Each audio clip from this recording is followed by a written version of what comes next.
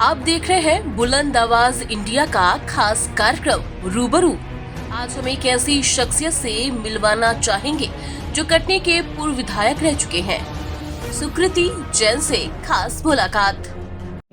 मैं डॉक्टर ज्योति राजपूत, लोकप्रिय जननेता, पूर्व विधायक, समाजसेवी, पीड़ित मानवता के लिए अपना जीवन समर्पित करने वाले संघर्षशील जुझारू जनप्रतिनिधि, राजनीति, शिक्षा और सेवा संगम का दर्शन करवाने वाली खास शख्सियत आदरणीय सुकृति जैन जी, जो हम सबके इस रूबरू कार्यक्रम में उपस्थित है। विशेष खास मुलाकात आदरणीय सुकृति जैन जी से। नमस्कार सर। नमस्कार। आप अपने जीवन परिचय के बारे में हमारे दर्शकों को बताइएगा। सबसे पहले मैं आपकी चैनल को धन्यवाद देता हूं कि आपने मुझे अवसर दिया। मेरा राजनीतिक जीवन छात्र अवस्था से ही प्रारंभ हो गया था। 1955-56 में मेरा जन्म कटनी में ही हुआ। मेरठ विश्वविद्यालय से मैंने स्नातक की परीक्षा पास की और मेरठ विश्वविद्यालय में ही छात्र राजनीति से मेरे राजनीतिक जीवन की शुरुआत हुई। 1972, 73, 74 इमरजेंसी के पहले तक छात्र राजनीति में विश्वविद्यालय के प्रतिनिधियों को चयन कराने का हमने महती कार्य किया।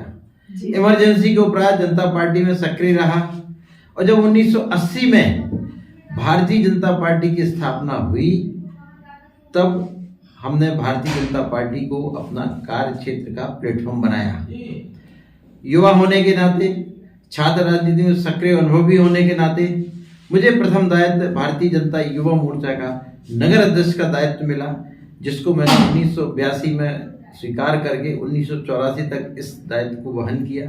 84 में युवा मोर्चा के, भारतीय जनता युवा मोर्चा के जिला अध्यक्ष का दायित्व लिया और फिर उसके 1988 के बाद प्रदेश कार्यकारिणी सदस्य। इस तरह जो है मैंने युवा वर्ग में उनकी समस्याओं को प्रत्यक्ष रूप से मिलकर जुलकर निवारण कर कर उनके हृदय की कठिनाइयों को समझा और दूर करने का प्रयास किया। और इन सब का पुरस्कार मुझे ये मिला कि 1992 में भारतीय जनता पार्टी ने मुझे कटनी से अपना टिकट दिया गया, चुनाव का, विधानसभा का टिकट दिया। कटनी सीट, इसके पहले कभी भी भारतीय जनता पार्टी ने चुनाव नहीं जीता। कभी समाजवादी पार्टी जीतती थी, कभी कांग्रेस जीतती थी। 1980 में संयुक्त जनता पार्टी जीती, 78 में संयुक्त जनता पार्टी जीती थी, लेकिन स्वतंत्र भारतीय जनता पार्टी कभी नहीं जीती। चूंकि युवा वर्ग में काम करने के कारण मुझे जमीनी हकीकत भी पता थी और जमीनी कार्य करने के तरीका भी पता था, तो मैं विधायक का चुनाव काफ़ी अच्छे मतों से जीता और 1998 तक विधायक रहा। 1998 में कटनी से फिर अन्य जनप्रतिनिधियों को अवसर मिला। उसके उपरांत चूंकि मैं भारतीय जनता पार्टी की उस मूल विचारधारा से जुड़ा हूं जो जन जन में पहुंचाने के लिए सार्थक सिद्ध हुई है। गरीबों को हर संभव मदद करना, भ्रष्टाचार मुक्त प्रशासन, भूख, भय और भ्रष्टाचार, ये तीनों चीजों से मुक्त समाज हमारा होना चाहिए।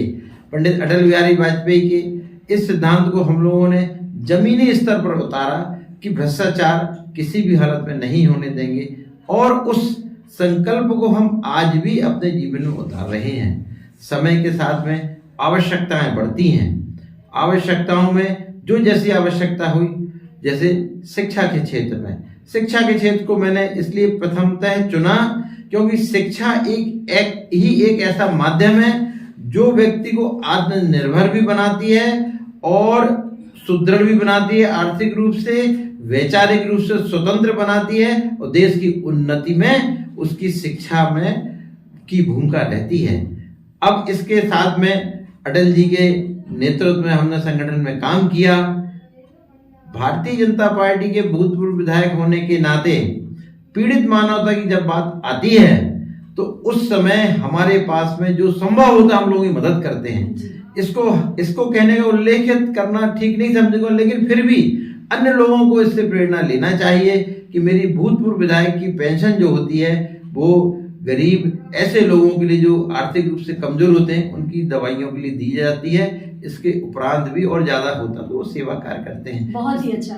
देखिए जैसा कि पेंशन सेवा कार्य में लगा रहे हैं और यहाँ तक ऐसी भी जानकारी है कि आप पर्यावरण प्रेमी हैं और प्रेमी होने के साथ साथ आपने एक बड़ा लक्ष्य निर्धारित किया है और जिले में पर्यावरण के लिए बृहद अभियान चलाया है। इस बारे में भी कुछ प्रकाश डालिएगा।